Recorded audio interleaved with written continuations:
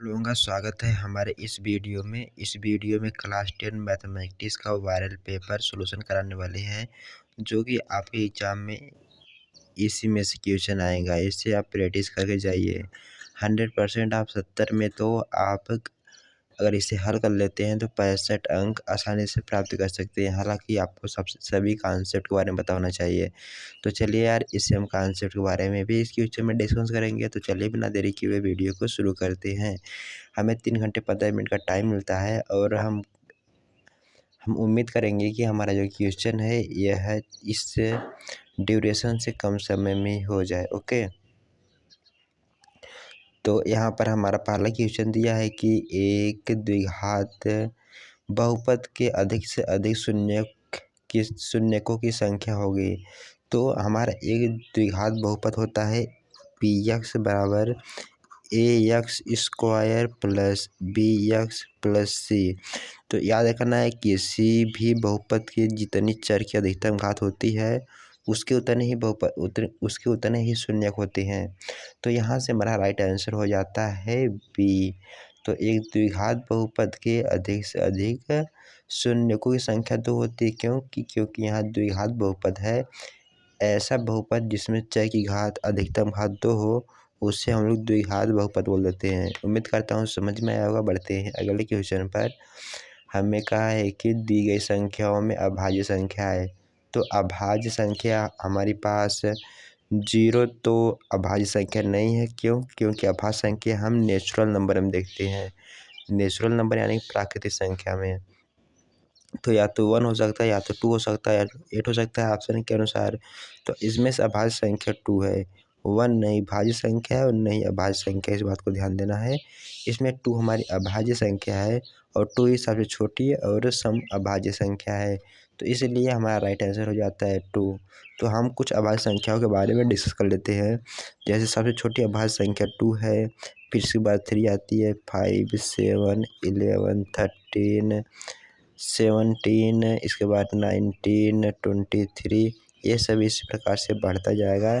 ये सभी हमारी अभाज्य संख्याएं होती है। इसके सिर्फ 2 ही गुणनखंड होते हैं। पहला वह खुद संख्या, दूसरा 1 होता है। ओके, याद रखना है। ओके, तो अभाज्य संख्याओं के सिर्फ 2 ही गुणनखंड होते हैं। चलिए इसके कॉन्सेप्ट के बारे में मैंने डिस्कस किया। तो बढ़ते हैं अगले क्वेश्चन पर। हमारा अगला क्वेश्चन है कि बहुपद x square minus 2x minus 3 के शून्यक होंगे। तो हमें इसके शून्य ज्ञात करना है। तो बहुपद के हम शून्य ज्ञात करने के लिए जानते हैं, माना कि बहुपद पी एक्स बराबर हमें दिया है x square minus 2x minus 3। सबसे पहले तो हम अचर पर जो होता है ऐसा 2 गुणनखंड करते हैं। जो यक्स का कोफिशिएंट है उसके बराबर आना चाहिए। तो क्या हो जाएगा, ये एक्स स्क्वायर आ गया। तो 3 का नाम 3 में से 1 गया, 2 आ गया। तो यहाँ पर minus 3x minus 1x minus 3 आ जाएगा। अब यहाँ से x कॉमन कर लीजिए तो x माइनस 3 आ जाएगा। अगर x कॉमन करेंगे तो यहाँ -1 कॉमन करेंगे तो x माइनस 3 आ जाएगा। तो हमारा गुणनखंड आ गया x माइनस 1 और x माइनस 3। हम जानते हैं कि शून्यकों के लिए ये लिखना जरूरी नहीं है, आपको बताने के लिए लिख दे रहे हैं।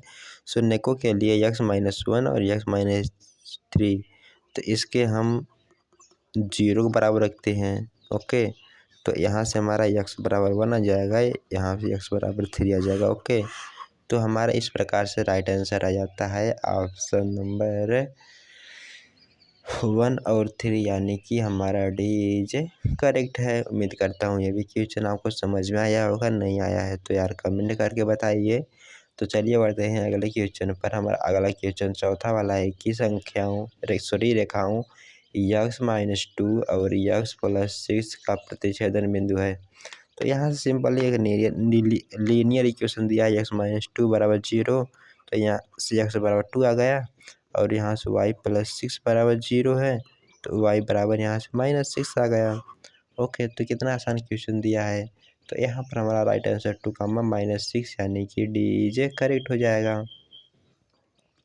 उम्मीद करता हूँ समझ में आया होगा। बढ़ते हैं अगले क्वेश्चन पर। हमसे 5वां क्वेश्चन कर रहा है कि √2 + √8 + √18 के प्रथम n पदों का योगफल। तो हमारे पास यह एक श्रेणी दिया है, यानी कि AP अरिथमेटिक प्रोग्रेशन दिया है। हम जानते हैं कि किसी AP के n पदों का योगफल SN बराबर होता है n/2 2a plus n-1 into d, जहाँ d सर्वंतर है, n वो पद है जो पद हमें ज्ञात करना, जिन पदों तक हमें योगफल ज्ञात करना है, ये प्रथम पद है। तो सिंपल इसमें मान पुट कर दीजिए। हमारा n का मान, n पदों का योगफल पूछा है तो मतलब कि nवां पद ही ज्ञात करना है, तो n/2 हो जाएगा। 2 इंटू प्रथम पद हमारा √2 दिया है। ओके, तो इस समांतर श्रेणी का प्रथम पद क्या है? √2 है। अब सार्वंतर क्या हो जाएगा? सार्वंतर ज्ञात करने के लिए हम अगले वाले पद में से पिछला वाला पद घटा देते हैं, तो यह √8 माइनस √2 है। जब इसे घटाएंगे तो यहाँ पर √2 कॉमन हो जाएगा। देखिए यहाँ पर √8 को लिख सकते हैं 2√2, तो 2√2 लिख सकते हैं √8 के 2√2। क्यों? क्योंकि 4 दूना 8 और 4 का वर्गमूल 2 होता है। तो यहाँ से हमारा √2 कॉमन होगा, तो यहाँ से हमारा 2 - 1 बराबर है √2 ही आ गया सर्वंतर। तो यहाँ से क्या आ गया? n-1 into √2। तो सिंपली इसी को सॉल्व कर दीजिए, हमारा राइट आंसर आ जाएगा। प्लस हमारा उत्तर में क्या दिया है? यह n√2 माइनस √2 हो जाएगा। ओके, तो यहाँ से आप देख रहे हैं ये माइनस √2 है और ये 2√2 है, तो एक घट जाएगा, तो यहाँ से n/2 यह √2 आ जाएगा प्लस n√2, और यहाँ से √2 कॉमन कर लेंगे तो यह n/2 √2 1 प्लस n आ जाएगा। ओके, तो यहाँ से देखिए यह 2 कट जाएगा। 2 को हम क्या लिख सकते हैं? हम 2 को लिख सकते हैं √2 गुणे √2। तो यहाँ से √2 एक कट जाएगा, तो यहाँ से हमारा राइट आंसर आ गया n/, दिखाई तो दे रहा है ना, n/√2 n+1। हमारा राइट आंसर यही आ गया, n पदों का योगफल।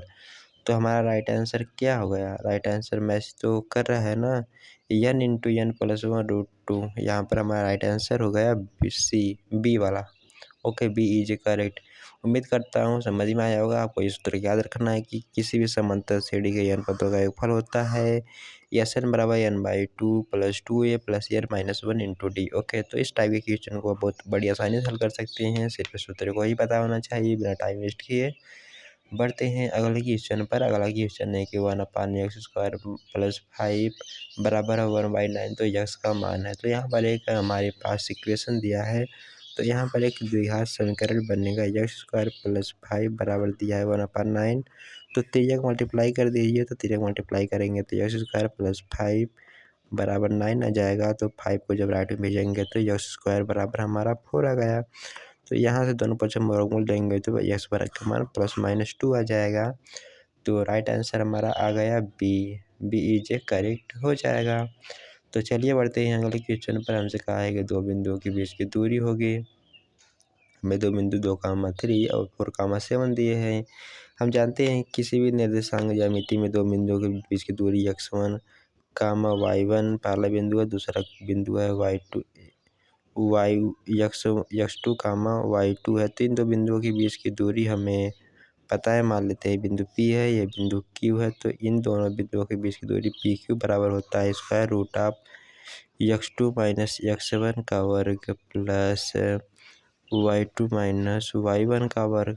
तो इसी मान को पुट कर दीजिए। यहाँ पर आप 2 को x1 मान लीजिए, 3 को y1 मान लीजिए। इसी प्रकार इस बिंदु को x2, y2 मान लीजिए। तो यहाँ से हमारा आ जाएगा स्क्वायर रूट ऑफ x2 हमारा 4 दिया है, x1 हमारा 2 दिया है, तो 4 - 2 का वर्ग प्लस यहाँ पर y2 दिया है हमारे पास 7 और y1 हमें दिया है 3। तो 7 - 3 का वर्ग आ जाएगा। तो इसका हम जब सॉल्व करेंगे तो 4 - 2 होगा, वर्ग इसका 4 आ गया, प्लस 7 - 3 हो गया हमारे पास 4, वर्ग 16 हो गया। 16 - 4 20, तो 5 चौक को 20, तो ये 2√5 आ जाएगा। ओके, तो राइट आंसर हमारा क्या आ गया?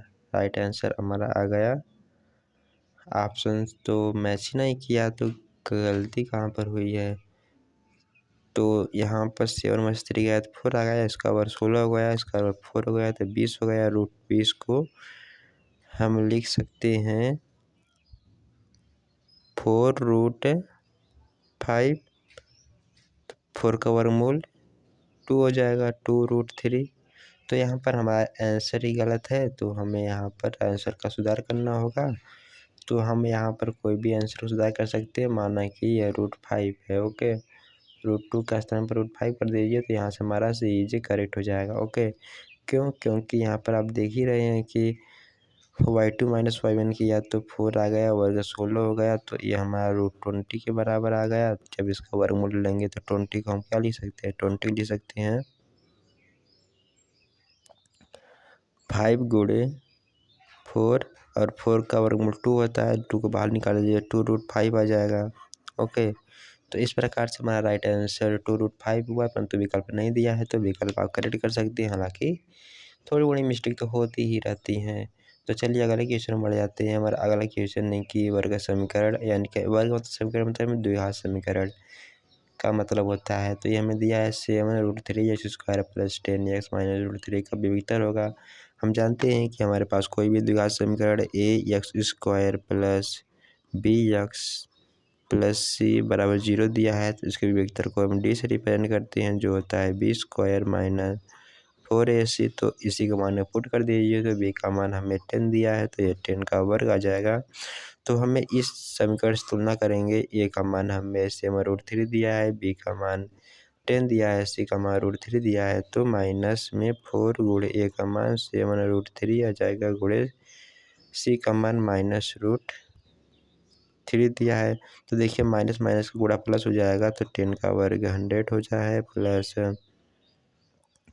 यहाँ पर 7 चौक 28 हो गया। ओके, और 28 3 का गुणा करेंगे तो ये 3 आ जाएगा। तो यहाँ पर 100 प्लस 28 गुणे 3, तो 8 3 24 4 हासिल 2, 6 2 8, 6 2 3 6, 6 2 8, मतलब 28 3 84 हो गया। तो ये हमारे पास विक्टर 184 आ गया।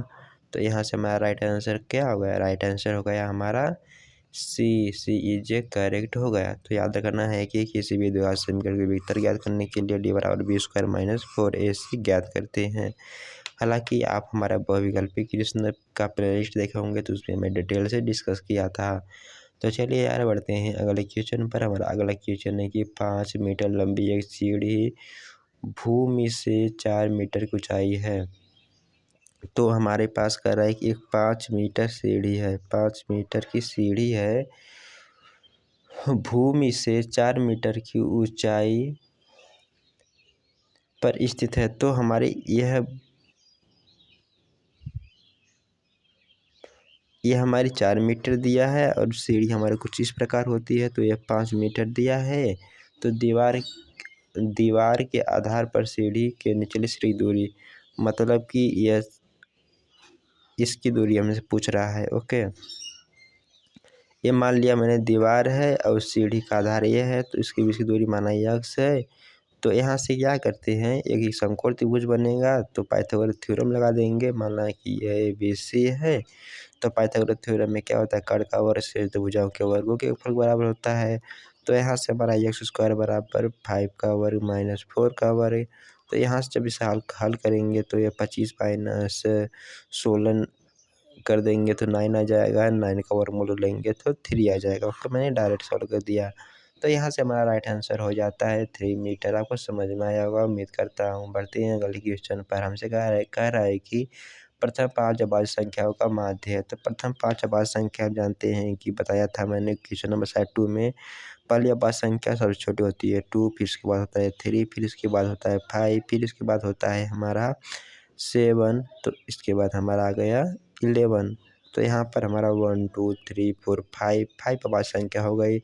हमें इसे ऐड करना है 2 3 5 5 5 10 7 17 17 और 11 हो गया हमारे पास 28। तो 28 में अगर हम 10 से डिवाइड करते हैं, सॉरी 5 से डिवाइड करते हैं, तो 28 दूना 56 हो जाता है, 5.6 के बराबर आ जाएगा। तो हमारा राइट आंसर होगा 5.6 यानी कि ए इज करेक्ट। देखिए किसी भी संख्या से 5 से डिवाइड करने का एक तरीका होता है, बहुत ही आसान तरीका होता है। जैसे मान लेते हैं हमारा यही दिया है कि 28/5 से डिवाइड करना है, तो क्या करिए आप सिंपली ऊपर नीचे 2 से गुणा करके हर को 10 बना दीजिए। आप जानते हैं किसी भी संख्या में 10 से डिवाइड करना यानी कि एक अंक के बाद दशमलव लगाना, तो इसका दोगुना कर दीजिए। 28 दूना 56 होता है, तो एक अंक 0 लगा दीजिए, बस यही 5 से मैंने डिवाइड करने पर आंसर आ जाएगा। तो इस तरीके से किसी भी संख्या पे आप बड़ी इजीली 5 से डिवाइड हो रहा है तो ऊपर नीचे 2 से गुणा करके उसमें एक अंक के बाद दशमलव लगा दीजिए, तो हमारा राइट आंसर प्राप्त हो जाएगा। तो चलिए बढ़ते हैं अगले क्वेश्चन पर। अभी आपको समझ में आया होगा, इसमें मैंने डिवाइस का एक ट्रिक भी बता दिया आपको। तो हमें यहाँ पर 11वां क्वेश्चन कह रहा है कि 1 - 10 स्क्वायर 45 अंश बटे 1 + 45 अंश बराबर है। तो देखिए हमें यहाँ पर 1 - 10 स्क्वायर 45 अंश दिया है और बटे में 1 + 10 स्क्वायर 45 अंश। इस टाइप के क्वेश्चन बहुत ही आसान होते हैं। तो tan 45 अंश का मान हम जानते हैं 1 होता है, तो यहाँ से 1 - 1 0 आ गया, 0/2। अब 2 किसी संख्या में अगर हम 0 में डिवाइड करते हैं तो हमेशा ही वह 0 आता है। ओके, तो राइट आंसर हमारा, और ये भी हम जानते हैं कि काश 90 अंश का मान 0 अंश के बराबर आता है। तो यहाँ से राइट आंसर हमारा काश 90 डिग्री यानी कि ए इज करेक्ट हो जाएगा। तो चलिए बढ़ते हैं अगले क्वेश्चन पर। हमारा अगला क्वेश्चन है कि एक मीनार की ज़मीन पर छाया की लंबाई उसकी ऊंचाई के बराबर है। सूर्य का उन्नयन कोण। माना कि एक मीनार की ज़मीन पर छाया, माना यह मीनार है और यह इसकी छाया है। ओके, तो यह अगर ये त्रिभुज ABC बनाते हैं, सूर्य यहाँ पर है, इसका उन्नयन कोण यह हो जाएगा। और यहाँ पर माना मीनार है, उसकी छाया है, जब यह बराबर है, माना कि यह x है तो इसकी छाया भी x हो जाएगी। मीनार की लंबाई x है तो छाया की लंबाई भी x हो जाएगी। तो इन दोनों में संबंध क्या हो गया, यह हमारा लंब हो गया, यह आधार हो गया। लंब और आधार का संबंध tan का होता है, तो यहाँ से tan थीटा बराबर हमें x/x प्राप्त हो गया, यानी कि लंब बटे आधार। तो ये 1 प्राप्त हो गया, तो tan थीटा बराबर यहाँ से हमें 1 प्राप्त हुआ।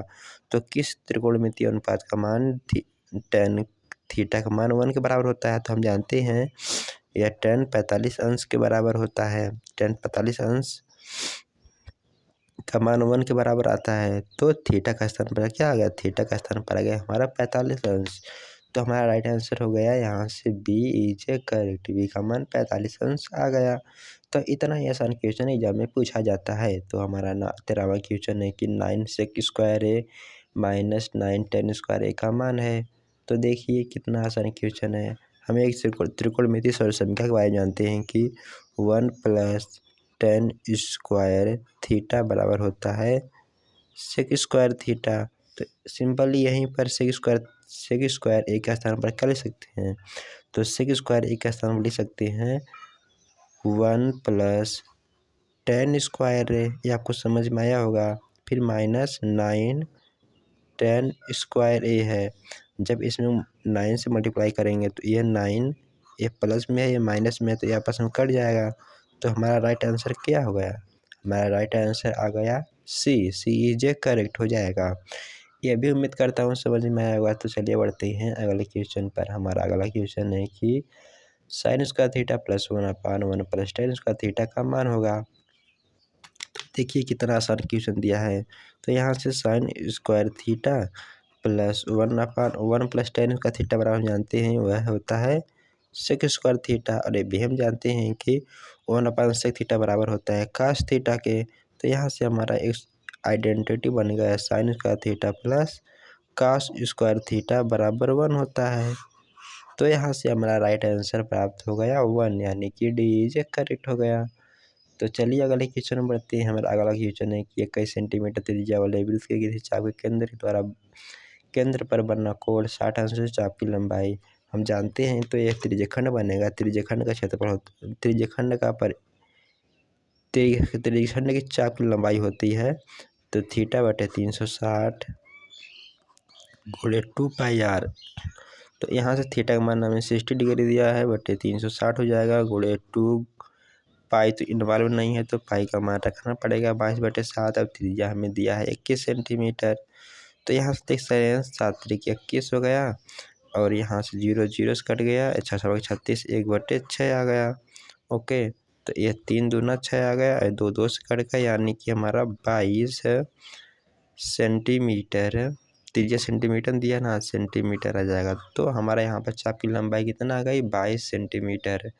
तो हमारा यहाँ से D is A correct option हो जाएगा। ओके, तो चलिए यार बढ़ते हैं अगले क्वेश्चन पर। हमारा अगला क्वेश्चन दिया है कि एक गोले की त्रिज्या r है और एक बेलन के आधार की त्रिज्या एक गोले की त्रिज्या r है और एक बेलन के आधार की त्रिज्या r है। ओके, गोला और बेलन की त्रिज्या बराबर दिया है।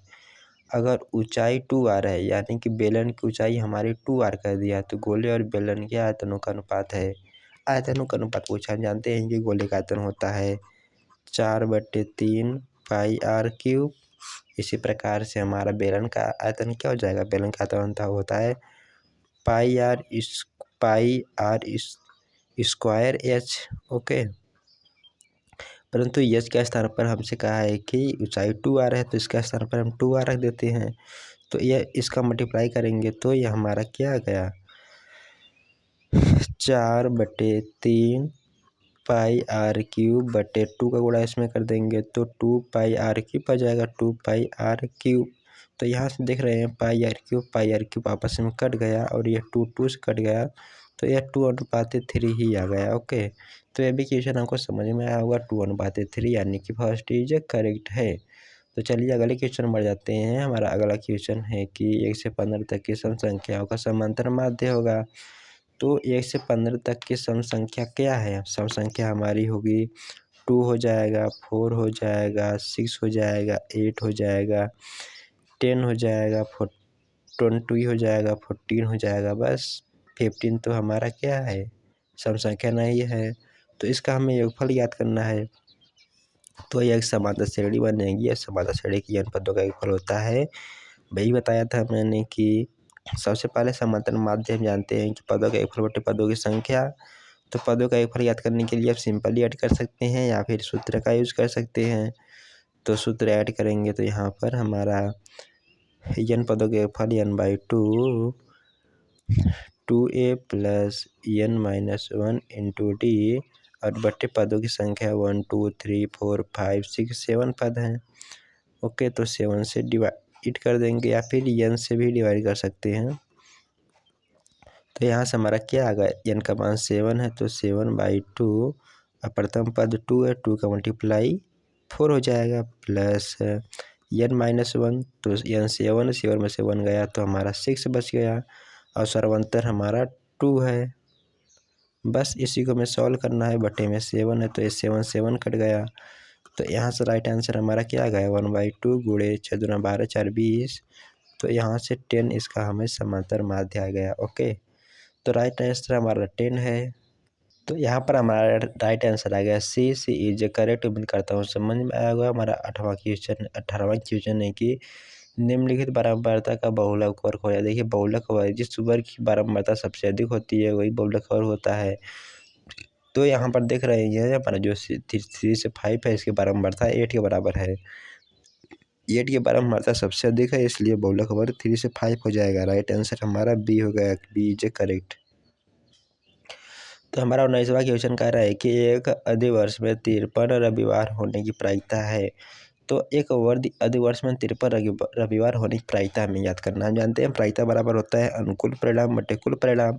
तो यहाँ पर हमें 53 रविवार का है। तो हम जानते हैं कि अधिवर्ष में 366 दिन होता है। अगर 366 में हम 7 से डिवाइड करते हैं तो ये 52 सप्ताह है। 52 सप्ताह प्लस 2 डेज आ जाएगा। ओके, तो यहाँ पर हमें 52 सप्ताह, तो 52 रविवार तो इधर आ ही गया क्योंकि इस एक सप्ताह में एक रविवार तो आना ही है।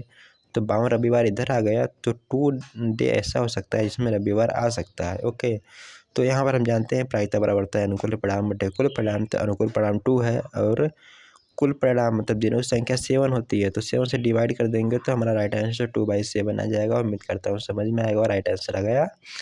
यहाँ पर हमारा बी इज करेक्ट। तो चलिए बढ़ते हैं अगले क्वेश्चन पर। हमसे कह रहा है कि निम्नलिखित में से कौन सी घटना किसी घटना की प्रायिकता नहीं हो सकती है। हम जानते हैं किसी भी घटना घटित होने की प्रायिकता मान लेते हैं PE है, यह हमेशा ही 0 से बड़ा और 1 से छोटा होता है, या फिर 1 के बराबर या फिर 0 के बराबर होता है। तो यहाँ पर देख रहे हैं 3/2 है, यानी कि ये संख्या 1 से बड़ी है। जब 1 से बड़ी है तो यहाँ पर हमारी राइट आंसर भी यही हो जाएगा। क्यों? क्योंकि प्रायिकता हमेशा 1 से छोटी होती है, ना कि और 1 के बराबर हो सकती है, 1 से बड़ी कभी नहीं होगी। तो चलिए यार बढ़ते हैं अपने अगले क्वेश्चन पर। अब हमारा अगला क्वेश्चन आ गया अति लघु उत्तरीय प्रश्न, जो कि 2 मार्क्स के पूछे जाते हैं। तो हमें दिया है कि अति लघु उत्तरीय प्रश्न का पहला क्वेश्चन सभी खंड को हल कीजिए। तो इसमें हमारे पास 6 क्वेश्चन याद होते हैं और सभी क्वेश्चन को हमें हल करना है। तो चलिए हल कर लेते हैं। हमें पहला क्वेश्चन दिया है कि एक घन का आयतन 1331 सेंटीमीटर क्यूब है, इसका संपूर्ण पृष्ठीय क्षेत्रफल होता है। तो हम जानते हैं कि घन का आयतन होता है भुजा क्यूब, तो हमें भुजा क्यूब इसका संपूर्ण पृष्ठ क्षेत्रफल याद करना है। तो घन का आयतन होता है भुजा क्यूब, मान लेते हैं घन की भुजा A है, तो इसका आयतन हमें दिया है 1331। तो दोनों पक्ष में क्यूब लेंगे, क्यूब रेड यानी कि घनमूल लेंगे, तो यह हमारे पास 11 के बराबर आ गया। तो हम जानते हैं कि घन का संपूर्ण पृष्ठीय क्षेत्रफल होता है 6a²। तो यहाँ से 6 गुणे 11 का वर्ग, तो यहाँ से हमें बाकी हमें यहाँ पर जो कह रहा है कि यहाँ पर दिया है घन का आयतन, ये सब आप लिख सकते हैं। गुणे 11 का वर्ग 121 हो गया, तो यहाँ से 6 2 7 आ गया 726। 6 का नम 6 7 12 के 2 हासिल 1 6 का नम 6 के 7, यानी कि 726 सेंटीमीटर स्क्वायर आ जाएगा। ओके, क्षेत्रफल हमेशा क्या होता है सेंटीमीटर वर्ग में आता है, तो सेंटीमीटर स्क्वायर आ जाएगा। ओके, तो उम्मीद करता हूँ ये भी समझ में आ ही गया होगा क्वेश्चन। तो चलिए यार हमें बढ़ते हैं अगले क्वेश्चन पर। हमसे कह रहा है कि यदि द्विघात समीकरण x² + 2x - p = 0 के एक मूल -2 हो तो p का मान याद कीजिए। तो हमें यहाँ पर x² +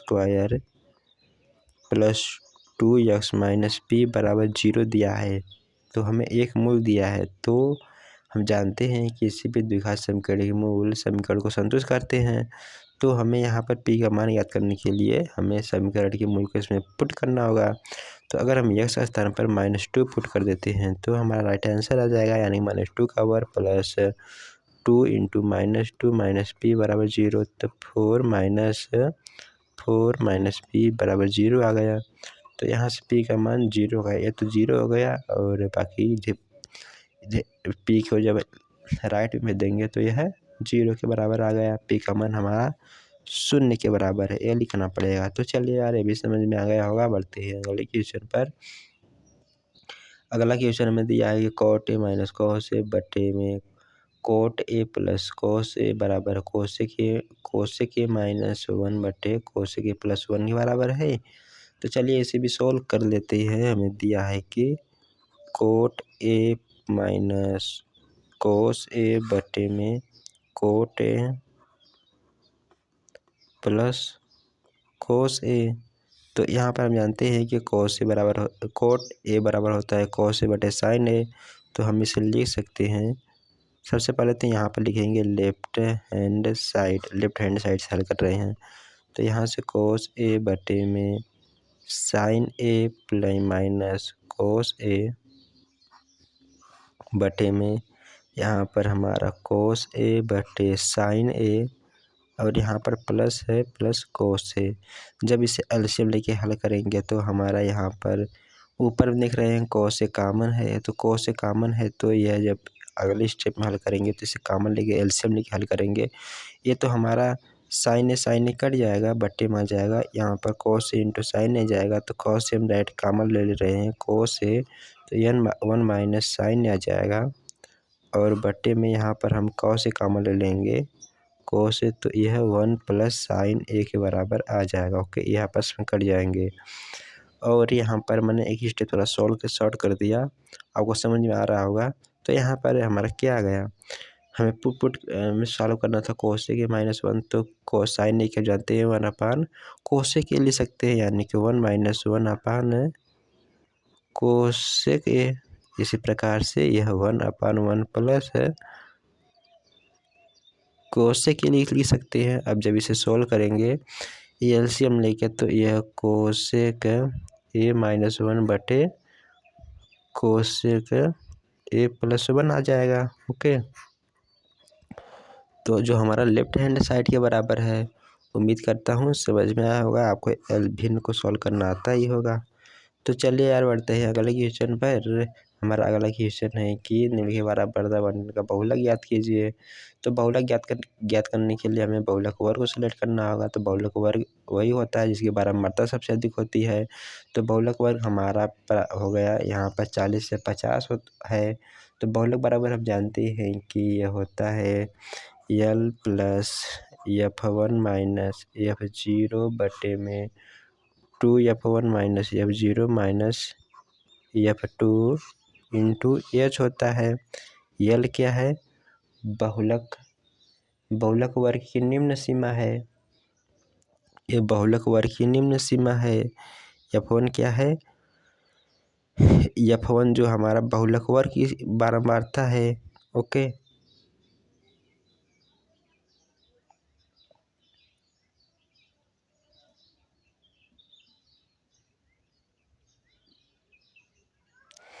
तो F1 हमारा बहुलक वर्ग की बारंबारता है। F0 बहुलक वर्ग की पहले की बारंबारता है। F2 क्या है, बहुलक वर्ग की बाद की बारंबारता है। और H क्या है, वर्ग अंतराल है। तो इसमें पुट कर दीजिए।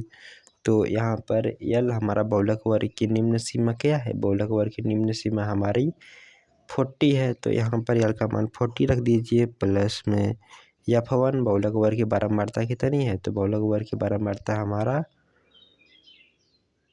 20 के बराबर है। ओके, 20 माइनस F0 बहुलक वर्ग की बाद की बारंबारता। तो बहुलक वर्ग की बाद की बारंबारता बहुलक वर्ग की बाद की बारंबारता हमारा यहाँ पर 12 है। तो यहाँ पर 12 रख दीजिए बटे में 2 गुणे 20 माइनस F0 क्या है, F0 भी हमारा 12 के बराबर है माइनस F2 बहुलक वर्ग के बाद की बारंबारता। तो यहाँ पर हमारी सारणी और कुछ थोड़ा सा बड़ा था जो कि कट गया है, हम उसे भी देख लेते हैं। तो यहाँ पर हमारा था बहुलक वर्ग की बाद की बारंबारता हमारा 11 था। ओके, तो 11 रख दीजिए यहाँ पर। और हमारा वर्ग अंतराल है 10 का, तो 10 से गुणा कर दीजिए।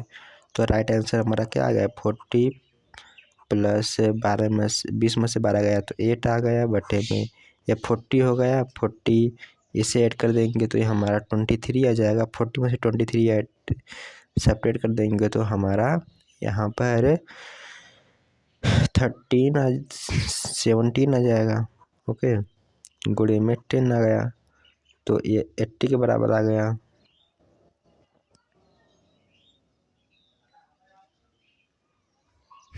तो ये हमारा 40 प्लस 80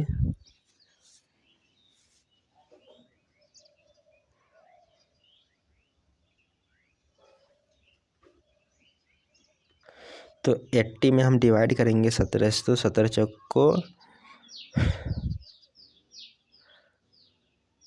68 होता है। तो 4 आ गया, दशमलव लग जाएगा तो यहाँ पर 85।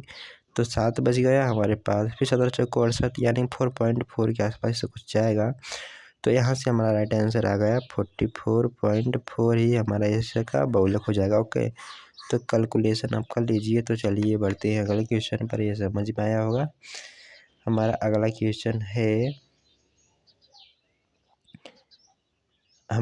क्वेश्चन दिया है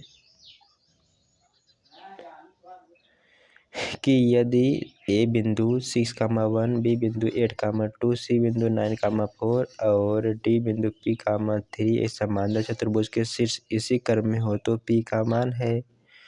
तो हमें P का मान याद करना। जानते हैं कि समांतर चतुर्भुज के समूह भुजाएं समांतर होती हैं। ओके, और हमारे जो विकर्ण होते हैं एक दूसरे को समद्विभाजित करते हैं। तो यहाँ से हमारा इसे ए मान लेते हैं, इसे बी मान लेते हैं, इसे सी मान लेते हैं, इसे डी मान लेते हैं। ए बिंदु हमें दिया है 6,1, बिंदु बी हमें दिया है 8,2 और बिंदु सी हमें दिया है 9,4 और बिंदु डी दिया है P,3। तो हमें इसके निर्देशांक ज्ञात करने हैं। देखिए, इसके निर्देशांक ज्ञात करने के लिए सबसे पहले मान लेते हैं बिंदु है, इसके निर्देशांक ज्ञात करना होगा इन दो बिंदुओं का सहारा लेकर। ओके, मुझे पता है ये 6,1 है ना, इन दो बिंदुओं पे। ये मध्य बिंदु के निर्देशांक हम जानते हैं कि x1 + x2/2, तो ये 6 है, यह हमारा 9 है। तो 9 + 6 हो जाएगा हमारे पास 15, 15/2, ये 15/2 आ जाएगा, कामा 1 + 4 5, ये 5/2 आ गया मध्य बिंदु के निर्देशांक। अब हमें P के निर्देशांक ज्ञात करने हैं, तो क्या इसका भी मध्य बिंदु का सूत्र लगा देंगे। तो ये हमारे पास P + 8/2 हमें दिया है 15/2 के, 2 से कट गया। तो यहाँ से P का मान 15 - 8 आ गया। तो P का मान हमारा 15 में से 8 गया तो हमारे पास 7 आ गया। ओके, तो इस प्रकार से इसे सॉल्व करना था। उम्मीद करता हूँ समझ में आया होगा। बढ़ते हैं अगले क्वेश्चन पर। हमारा अगला क्वेश्चन है कि यहाँ पर लिख दीजिएगा, अतः बिंदु P का मान 7 है। हमें यहाँ पर यह वाला क्वेश्चन दिया है कि बिंदु ए निर्देशांक ज्ञात कीजिए जहाँ ए बी वृत्त का व्यास है। हमें ए के निर्देशांक ज्ञात करना है और जहाँ हमारे पास ए बी दिया है, यह ए बी है। ए बी एक वृत्त का व्यास है जिसका केंद्र हमारा दिया है, मान लेते हैं सी है, यह हमारा 2, -3 है। तो पी के निर्देशांक 1, 4 दिए है। हम जानते हैं कि एक निर्देशांक ज्ञात करने के लिए हमारा केंद्र जो है वह इन दोनों बिंदुओं के मध्य बिंदु पर स्थित होता है। तो इसके निर्देशांक हमें x, y मान लेते हैं। तो x प्लस इसके हम मध्य बिंदु का सूत्र लगा लेंगे, x1 + x2/2, यह हमारा 2 के बराबर होना चाहिए। तो यहाँ से x बराबर 4 - 1 बराबर 3 आ गया, x मान 3 आ गया। इसी प्रकार से y + 4/2 बराबर -3 आना चाहिए। तो y + 4 बराबर -6, तो यहाँ से y बराबर -10 आ गया। तो यहाँ से हमें x बिंदु के निर्देशांक आ गए 3, -10। ओके, 3, -10 ही हमारा ए बिंदु के निर्देशांक आ जाएंगे। उम्मीद कर रहा हूँ समझ में आ रहा होगा। तो यहाँ पर हमें अति लघु उत्तरीय प्रश्न 2 नंबर के हुए समाप्त। अब आ गए हैं 4 नंबर के क्वेश्चंस। तो चलिए इसे भी सॉल्व कर लेते हैं। हमें दिया गया है कि किन्हीं 5 खंडों का हल कीजिए। तो हमें इसमें 6 खंड दिए होंगे, ई तक दिए हैं। तो हमें 6 खंड दिए हैं,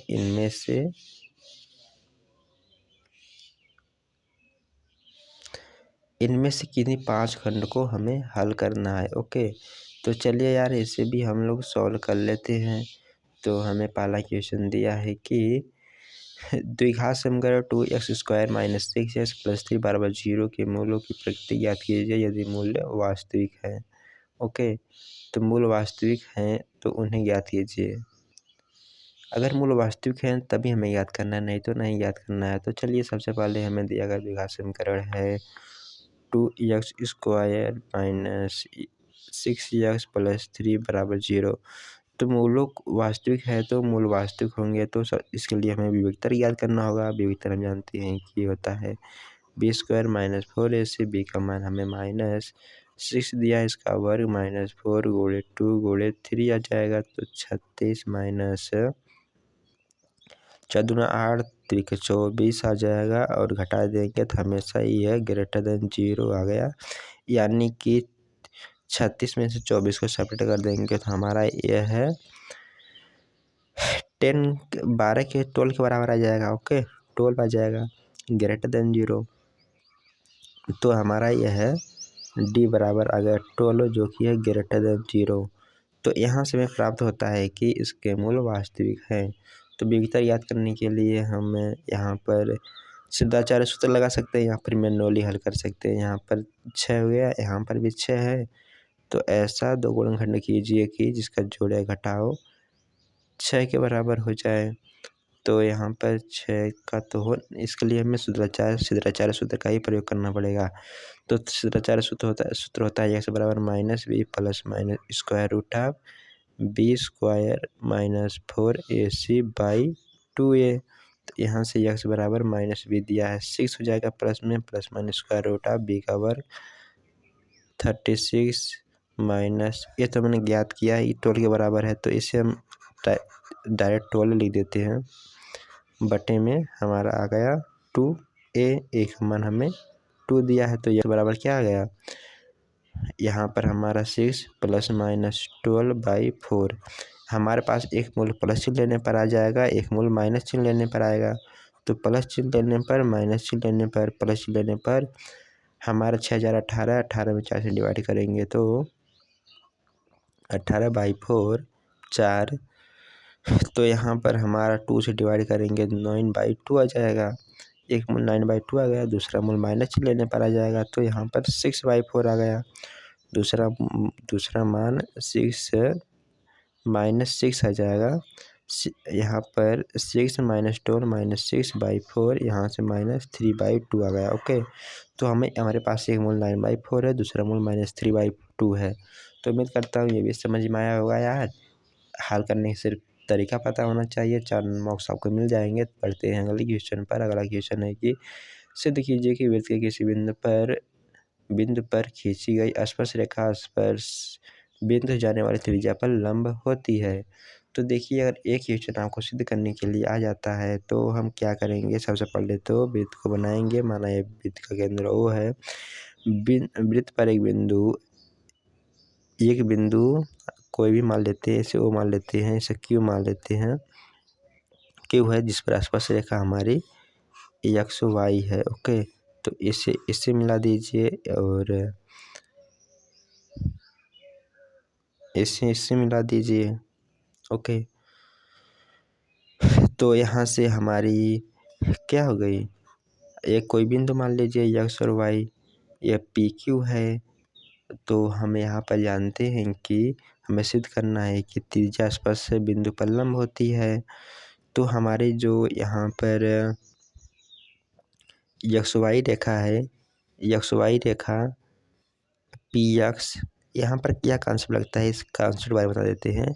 जो हमारा PX है, अगर हम PX इसको मिला दें, इस रेखा को इसको मिला दें और PQ को मिला दें, तो PX ग्रेटर देन हमेशा होगा PQ के। ओके, तो किसी बिंदु से सबसे निकटतम दूरी उस रेखा के लंबवत दूरी होती है। इसलिए हमारी PQ जो है, PQ लंब हो जाता है XY के। ओके, तो ये आपको लिखना पड़ेगा कि किसी भी रेखा के Q रेखा XY के सबसे निकटतम दूरी है, इसलिए PQ लंब होगा XY को। तो इतना लिख दीजिएगा, तो हमारा यहाँ पर यह प्रूव हो जाएगा। ओके, तो सिर्फ इतना ही इसे प्रूव करना था। उम्मीद करता हूँ समझ में आया होगा, नहीं आया है तो कमेंट करके बताइए। बढ़ते हैं अगले क्वेश्चन पर। हमें अगला क्वेश्चन कह रहा है चित्र में OA डॉट OB बराबर OC डॉट OD है। तो सिद्ध कीजिए कि कोण A बराबर कोण C है तथा कोण B बराबर कोण D है। तो देखिए, हमारे पास यहाँ पर हम जानते हैं कि यदि किसी त्रिभुज में दो भुजा तथा उसके बीच का कोण, दूसरे त्रिभुज में दो भुजा तथा उसके बीच का कोण, दो भुजा समानुपाती हों तथा उनके बीच का कोण बराबर हो तो त्रिभुज समरूप हो जाती हैं। तो ये कंडीशन यहाँ भी लगेगी। तो हमारे पास यह कुछ इस प्रकार का दिया है। यह हमारे पास A है, यह हमारे पास D है, यह हमारे पास B है, यह हमारे पास C है, यह बिंदु O है और हमें कहा है कि OA डॉट OB बराबर है OC डॉट OD के। तो यहाँ पर आप देख रहे हैं OA और OD, यहाँ समझ सकते हैं OA बटे में OD का अनुपात बराबर है ओ सी बटे ओ बी के अनुपात के, यानी कि ओ बी बटे ओ सी के अनुपात के, ये दोनों भुजाओं के अनुपात बराबर हैं। और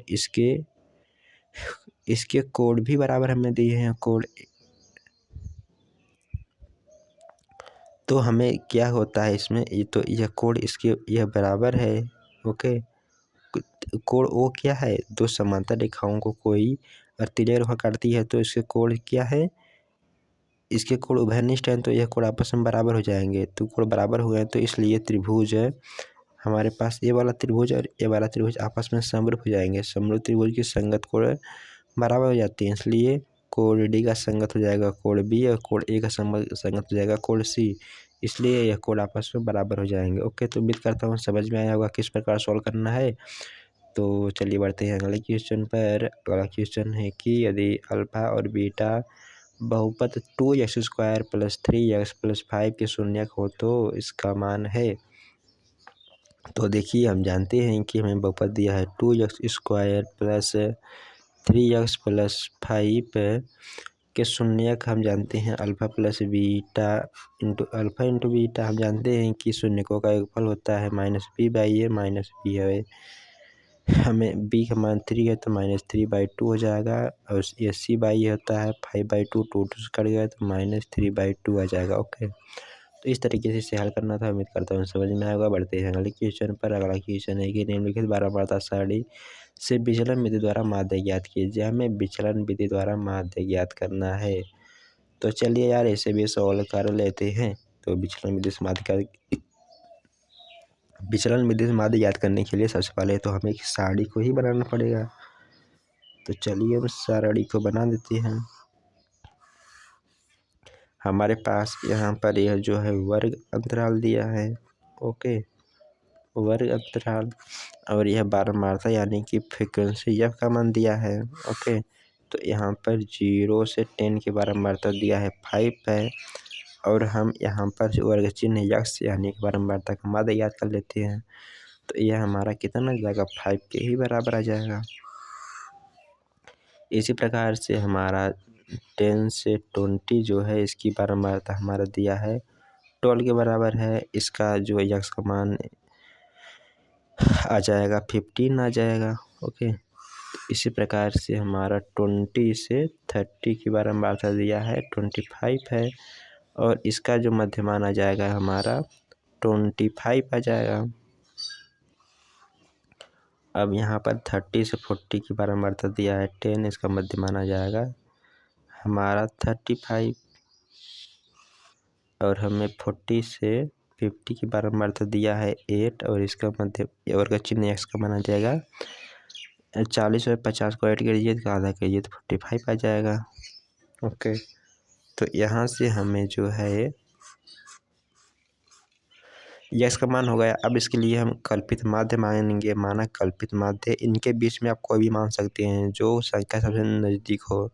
तो माना कि कल्पित माध्य हम ए है, तो ए को हम कल्पित माध्य मान लेते हैं। तो यहाँ पर अब हम यहाँ से डी का मान याद करेंगे, तो डी जो हमारा होगा यह यक्स माइनस ए हो जाएगा। तो हमें कल्पित माध्य, माना कल्पित माध्य डी ए बराबर हमारा 25 है। तो यहाँ पर डी हमें ज्ञात करने के लिए हम 25 में से 5 को सब्ट्रैक्ट करेंगे तो 20 आ जाएगा, और यहाँ से हमारा 10 आ जाएगा, और यहाँ पर हमारा 0 आ जाएगा, और यहाँ पर हमारा 10 आ जाएगा, यहाँ पर 20 आ जाएगा। ओके, अब हमें इसके डी एक्स और डी का मल्टीप्लाई करके इसे ऐड करना होगा। तो 5 दूना 10 आ गया, 100 आ जाएगा, और यहाँ पर 150 आ गया, और ये तो 0 आ जाएगा, और यहाँ पर 35 350 आ गया, 45 दूनी 90 900 आ गया। ओके, तो इसे सॉल्व करिए तो ये 0 आ गया, 5 5 10 के 0 हासिल आ गया, 2 5 5 4 14 15 हासिल आ गया, यानी कि 1500 आ गया। अब हमें यहाँ पर बारहमार्ताओं का योगफल करना होगा। बारहमार्ता हम जानते हैं कि विचलन विधि से समांतर माध्य ज्ञात करने के लिए x बराबर होता है a plus sigma F D बटे सिग्मा एफ। तो यहाँ पर हमें सिग्मा एफ डी तो मैंने याद कर दिया सिग्मा एफ 5 12 17 17 25 17 25 हमारे पास हो गया 42 42 10 52 52 8 60 60 आ गया। तो यह 60 के बराबर आ गया। तो हमें ए का मान क्या है, ए का मान 25 है प्लस सिग्मा एफ डी हमारा दिया है 1500 बटे में हमारे पास, और यहाँ पर इसे योगफल किया तो सिग्मा एफ बराबर 60 के बराबर है। तो ये 0 0 से कट गया, तो 6 दूना 12 आ गया, 12 3 बच गया, 6 5 30 25 आ गया। ओके, तो यहाँ से 12 मारता 25 प्लस 25 50 हो गया। ओके, तो इसका हमारा जो है मध्यमान यानी कि माध्य 50 के बराबर है। ओके, तो उम्मीद करता हूँ ये भी क्वेश्चन आपको समझ में आया होगा। मैंने इस क्वेश्चन को किस प्रकार से हल किया, तो चलिए यार बढ़ते हैं अगले क्वेश्चन पर बिना टाइम वेस्ट किए। तो हमारा अगला क्वेश्चन है कि एक पत्ता अच्छी तरह से फेंटी गई ताश की गद्दी में से निकाला जाता है, यानी ताश गद्दी में 52 पत्ते होते हैं, उनमें से एक फेंटी की गद्दी में से एक गड्डी से पत्ते निकाले जाते हैं, तो लाल फेस कार्ड आने की प्रायिकता होगी। ओके, तो हम जानते हैं कि एक ताश की गड्डी में 52 पत्ते होते हैं। ओके, तो 52 पत्तों में जो हमारा यह 2 प्रकार से बटा होता है, इसमें कुछ लाल पत्ते होते हैं, कुछ काले पत्ते होते हैं। ओके, तो यहाँ से कुछ काले पत्ते होते हैं और कुछ लाल पत्ते होते हैं। हमारा जो इसमें से काला पत्ता होता है ये हमारा चीड़ी होता है और हुकुम होता है। ओके, हुकुम का 26 हमारा काला होता है और 26 हमारा लाल होता है। ओके, याद रखना 26 काला और 26 लाल होता है, इसलिए 26 प्लस 26 52 पत्ते हो जाते हैं। और हमारे काले पत्ते भी 2 प्रकार के होती हैं, पहला होता है चीड़ी, दूसरा होता है हुकुम, याद रखना है। चीड़ी भी 13 और हुकुम भी 13 होता है। इसी प्रकार से लाल पत्ते भी 2 प्रकार के होते हैं, पहला होता है पान, दूसरा होता है ईंट होता है। ओके, तो पान भी 13 होता है, ईंट भी 13 हो जाता है। ओके, याद रखना है। ये लाल पत्ते हैं, ये काले पत्ते हैं। तो इसमें से जो हमारे चीड़ी पत्ते हैं ये भी जो हमारे ये 13 पत्ते होते हैं, पहला तो हमारा इसमें चीड़ी का इक्का होता है, याद रखना है, एक इक्का होता है, दूसरा होता है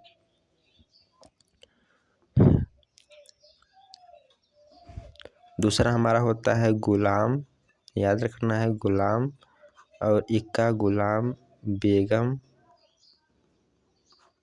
और बादशाह। ओके, और यही सभी के होते हैं, हुकुम के भी होते हैं और पान के भी होते हैं, ईंट के होते हैं, बाकी 2 नंबर 3 नंबर इसी प्रकार से यहाँ पर हमारे जो यहाँ पर और बचे हैं 1 2 4 और हमारे पास बचे हैं 13 पत्ते होते हैं, तो 9 तक रहता है। ओके, 9 तक। तो यहाँ से हमारे 13 पत्ते हो जाते हैं। तो यहाँ से गुलाम बेगम बादशाह को हम लोग फेस कार्ड बोलते हैं। ओके, याद रखना है, इसे फेस कार्ड बोलते हैं। तो हमें क्वेश्चन में कहा है कि लाल फेस कार्ड, तो लाल फेस कार्ड कितने हो जाएंगे, लाल फेस कार्ड है एक तो पान के हो जाएंगे, एक तो ईंट के हो जाएंगे। फेस कार्ड सभी के 3 होते हैं, तो 3 + 3 6 हो गए, तो 6 बटे, तो अनुकूल परिणाम 6 है, कुल परिणाम 52 है, तो 6/52। तो यहाँ पर इसे 3 से काट देंगे तो क्या जाएगा 3/3 करना 3 3 चौको 12 यानी 3/14 है। पहले ए का हमारा राइट आंसर आ जाएगा और बी का हमारा राइट आंसर एक लाल इक्का, तो हमें एक लाल इक्का चाहिए। ओके, तो एक लाल इक्का हमारे पास एक तो पान का होगा और एक ईंट का होगा, तो लाल इक्के इस प्रकार से 2 हो जाएंगे, तो 2 हमारे पास हमारे पास एक काला इक्का का है ना, काला इक्का भी 2 प्रकार का होगा, एक तो चीड़ी का इक्का हो जाएगा और हुकुम का इक्का हो जाएगा, तो 2 ही काले इक्के हो जाएंगे। तो अनुकूल परिणाम 2 है, कुल परिणाम हमारे पास 52 और 2/52 इस प्रकार से 1/2 2 दूना 4 2 छक्का 12 1/26 आ जाएगा। ओके, तो इस प्रकार से इस क्वेश्चन को हल करना था। उम्मीद करता हूँ समझ में आया होगा। बढ़ते हैं अगले क्वेश्चन पर। अगर टास्क के बारे में आपको जानकारी नहीं है तो क्वेश्चन को हल करने में थोड़ी सी प्रॉब्लम हो सकती है। तो दोस्तों यहाँ से हमारा क्वेश्चन हुआ समाप्त। खंड ब का। यहाँ पर अब बढ़ते हैं हमारे तीसरे क्वेश्चन को। दूसरा भी क्वेश्चन हमारा हो गया कंप्लीट। हमारा जो था कि इन्हीं 5 खंडों का हल कीजिए, ये भी खंड होगा कंप्लीट।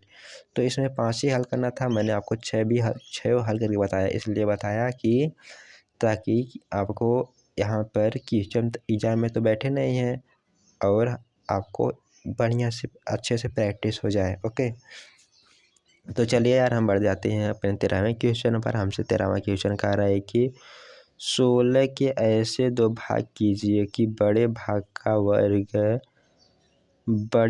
के वर्ग का 2 गुना छोटे भाग के वर्ग से 144 अधिक हो।